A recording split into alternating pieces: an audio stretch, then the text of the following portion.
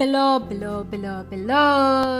morning. It is a beautiful Wednesday morning, and today for biology revision, we are going to be focusing on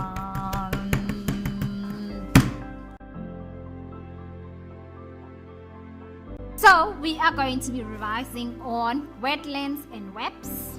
Then we've got advantages and disadvantages of wetlands and webs. Then we are going to revise on flying reptiles. Then we are going to revise on St. Lucia estuary. Then lastly we're going to look at the mangrove trees. Okay, ducks, tune in and have fun.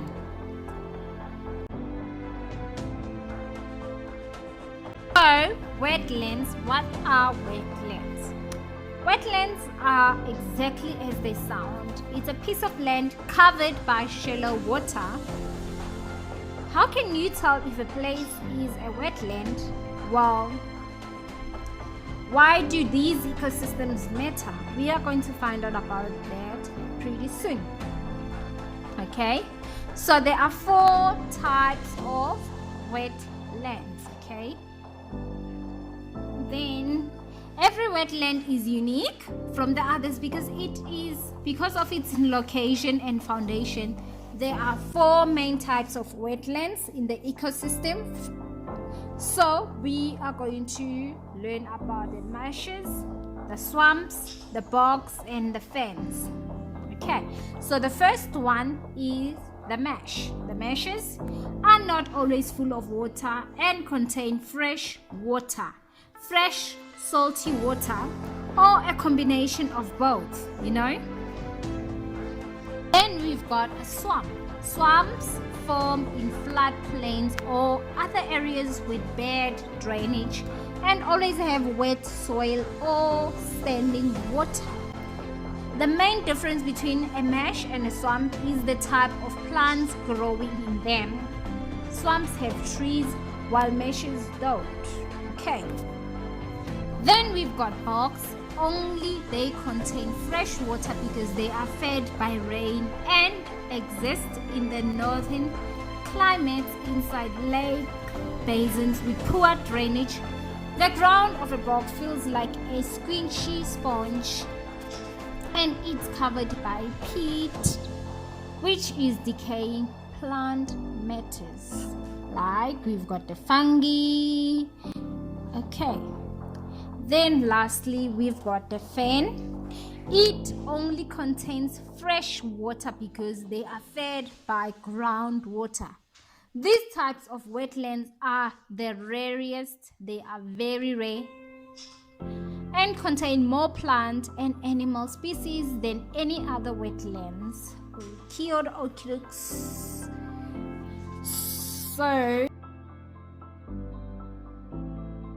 So the advantages is that wetlands ecosystems benefit people, plants, and animals in many ways, and they are incredibly productive, playing home to diverse species and protecting water.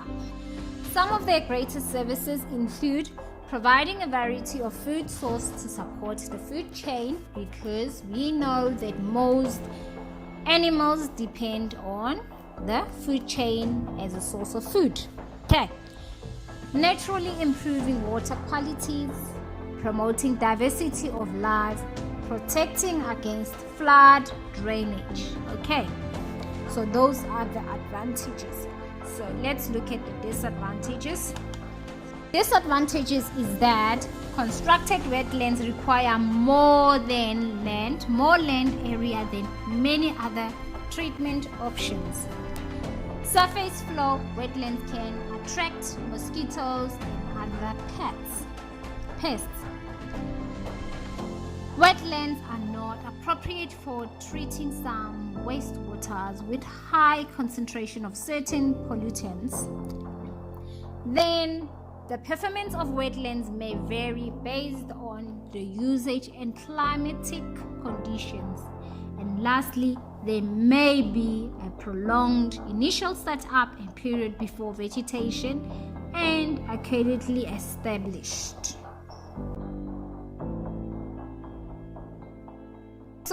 In this lesson, we are going to learn about a group of flying animals called the pterosaurs.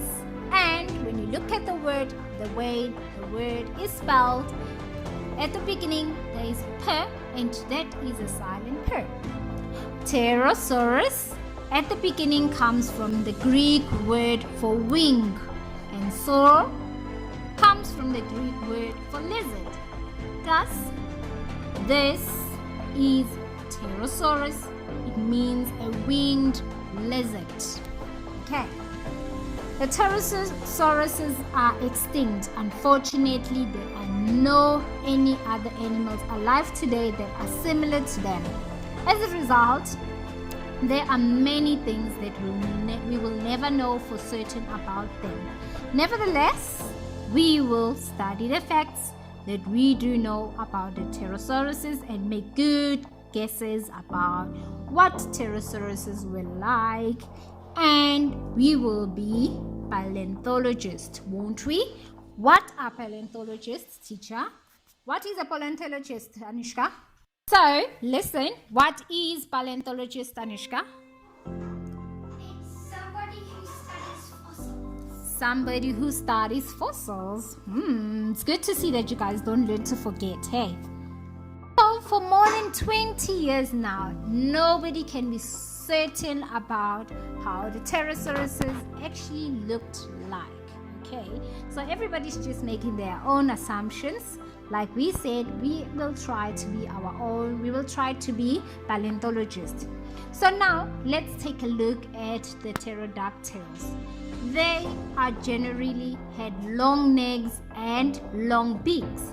Some had sharp, pointy teeth, but some did not have any teeth at all. A few had big, fancy crests on the top of their necks, of their heads, like the one in the drawing below. Since no one has ever been able to study a living pterosaurus, it is hard for us to know exactly what their lives were like. Pterosauruses probably ate other animals. I think they were carnivores. What do you think? Their mouths were well suited for scratching insects from the air. And it is often believed that the pterodactyls were fish eaters because their fossils are found near fossils of sea creatures.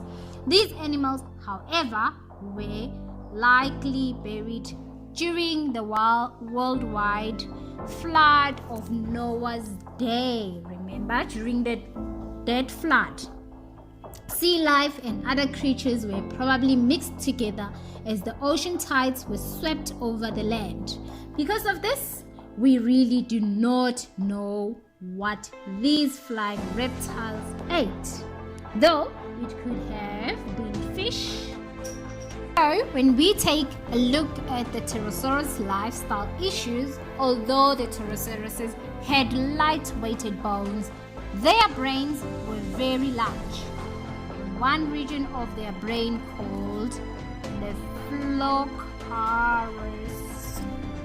colors were especially big. This area is believed to be part of the brain that helps an animal balance and sends balance related information to the eye.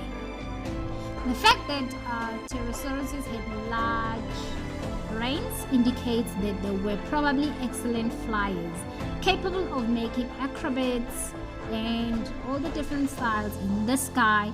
Compared to pterosauruses, people have small brains because people are not designed to fly. Okay, so you will not try to fly. Okay. So, St. Lucia estuary. What is an estuary, teacher? An estuary is a meeting place between a river and the sea where there is a great mixing of fresh and salty water. An estuary is a special place or environment, for it is calm it is sheltered and shallow. This provides a wonderful nursery for breeding of marine animals. St. Lucia Estuary is one of the largest estuarine lakes in Africa, for this lake is linked to the sea by a narrow channel. The saltiness of the water depends on the state of the tide, whether it is high or low, and on the strength of the river flowing into the lake.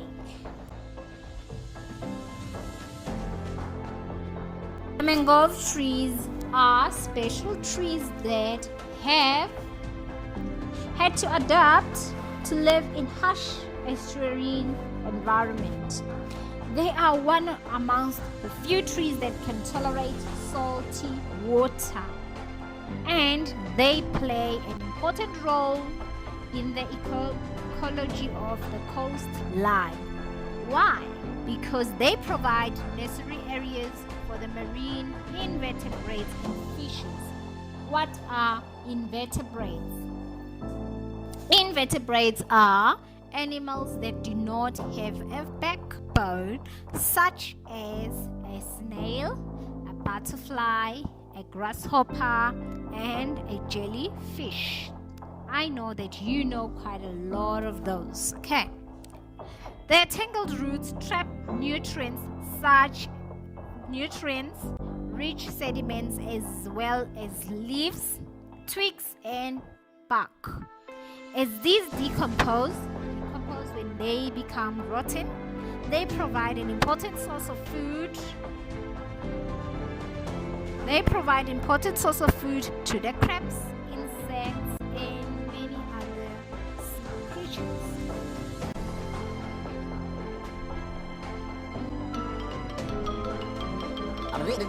That's all, folks.